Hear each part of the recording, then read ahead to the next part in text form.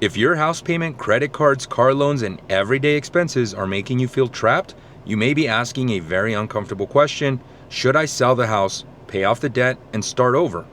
That is not automatically a failure, but it is also not a decision you make emotionally.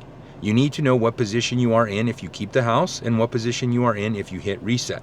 These are the 10 questions I would work through before making that decision. And let's start with the first one.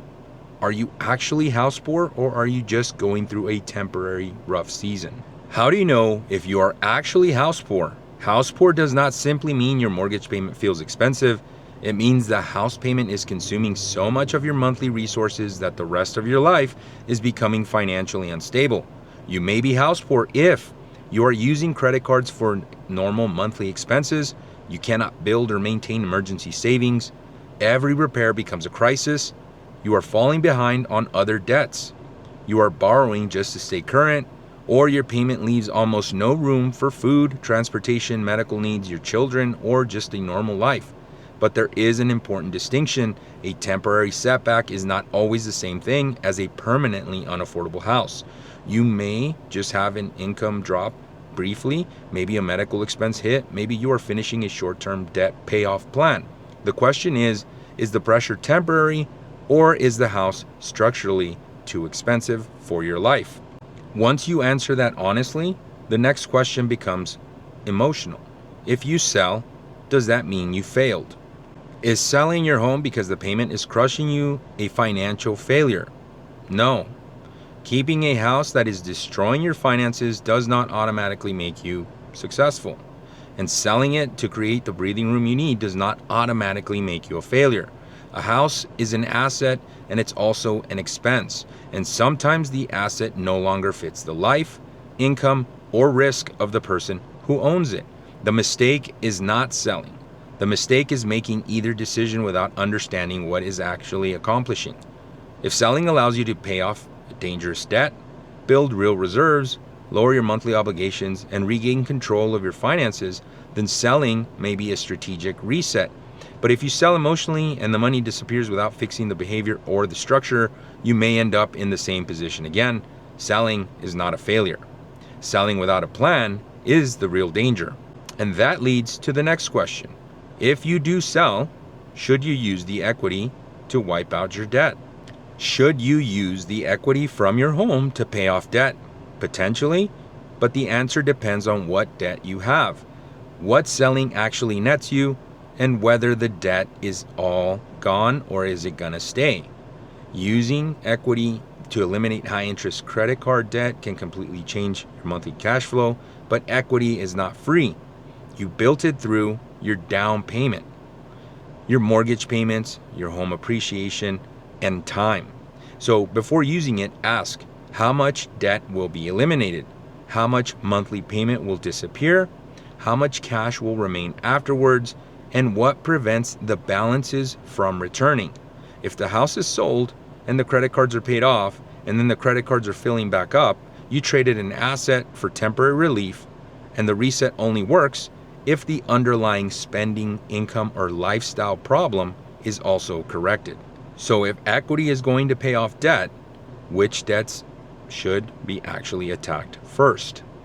If you sell the house and have money available, which debts should you pay first?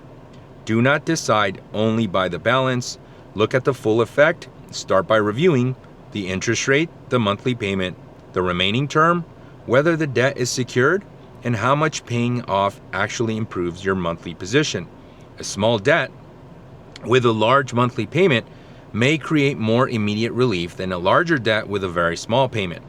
High interest revolving debt often deserves serious attention because it can grow quickly and keep cash flow trapped.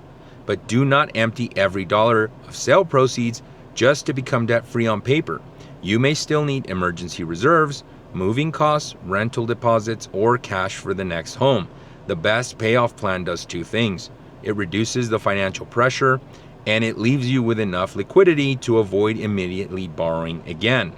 Once the debt is reduced, the next question becomes, would buying a cheaper home actually solve the problem?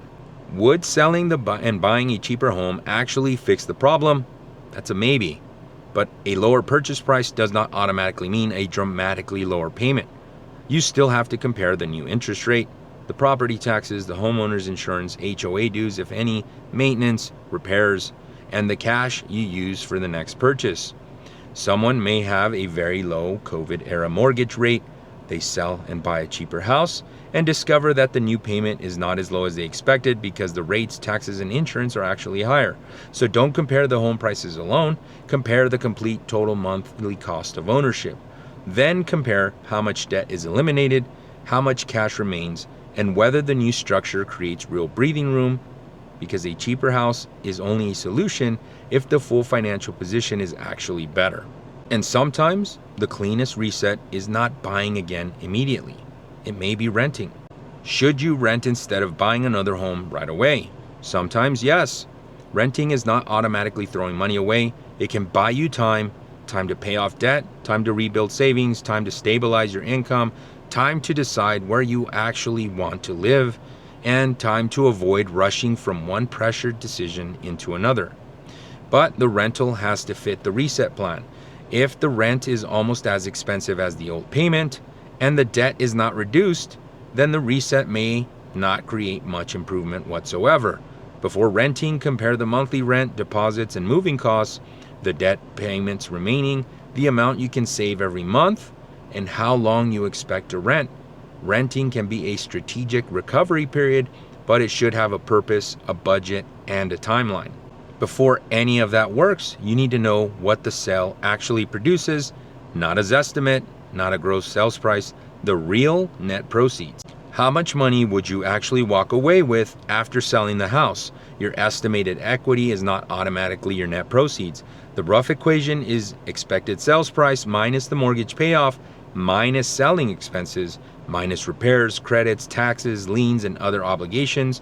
You may also need to account for real estate compensation, title and closing charges, prorated property taxes, buyer concessions, repairs or deferred maintenance, moving expenses, and possible tax consequences. Some homeowners may qualify for an exclusion on the gain from the sale of a primary residence, but tax treatment depends on the facts. So before deciding that selling will erase everything, build a realistic net sheet.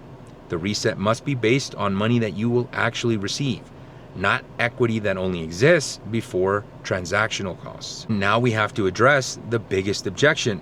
What if you have a very low mortgage rate from the COVID years? Now, what if you have a 2%, 3%, or a very low mortgage rate? Should you keep the house at all costs because the rate may never return? Now, although the rate is valuable and a low one at that, but the rate is only one part of the overall financial position. A low interest rate does help enough. If the total payment is still suffocating you, it doesn't erase property taxes, insurance, HOA dues, maintenance, repairs, and other consumer debt you may be carrying just to keep everything afloat. So do not give up a valuable mortgage casually, but do not worship the rate while the rest of your finances fall apart. The correct comparison is, what does keeping a low rate mortgage allow you to preserve? And what does it prevent you from fixing? A low rate is an asset, it's not a command to remain trapped. Some homeowners then ask, what if I keep the low rate house and just rent it out instead? Could you keep the house as a rental instead of selling it? Possibly, but keeping it only makes sense if the rental numbers actually work. Don't use fantasy rent. Use realistic market rate rent, then subtract the mortgage payment, the property taxes, insurance, HOA dues, property management fees, maintenance and repair savings, vacancy, possible utilities, and the reserves needed when something breaks. If the house barely breaks even before maintenance and vacancy, it may not be a financial solution. It may simply move the same pressure into a landlord problem. Also ask, can you qualify for the next housing situation while carrying this property? Do you have enough in reserves?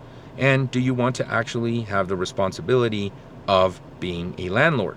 Keeping a low rate property can be very powerful, but only if it improves your position instead of extending the stress.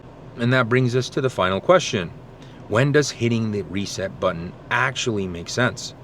So when does selling the house and paying off debt and starting over actually make sense? The reset makes sense when the new position is clearly stronger than the old one. After the sale, you should be able to identify which debts are going to disappear, how much monthly cash flow improves, how much money remains, where you will live next, what the housing cost will be, how quickly reserves can grow, and what prevents the same problem from happening again. A real reset creates lower fixed obligations, more liquidity, less high interest debt, more monthly breathing room, and a clear path forward. But if selling only creates temporary cash without changing the monthly structure, the reset may be an illusion. The goal is not to escape the house. The goal is to move from a weak financial position into a stronger one. Before you sell, pay off debt, and start over, write down both scenarios. Like scenario 1, you keep the house. What is the real monthly cost? How much debt remains? How much can you save? And is the pressure temporary or permanent? Scenario 2 could be something like you sell the house, but what are the realistic net proceeds? Meaning, what do you walk away with actually? Which debts are going to be paid? How much cash remains? And what's the next housing cost? And what does your life look like 12 months later?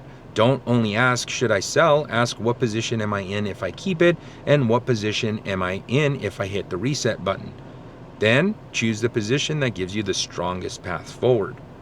If you are feeling trapped by the house, the debt, or the monthly payment, do not make the decision from fear, embarrassment, or frustration. Run the actual numbers. Build the actual scenario for the keeping of it. Build the actual scenario if you sell it, and understand what each choice actually does for your life and your finances. If you want help thinking through your situation, there's a link in the description. No pressure, just clarity. And if this video helped, subscribe to the channel. I break down real estate and financing so you can make clear and confident decisions before you buy, sell, invest, or refinance a home.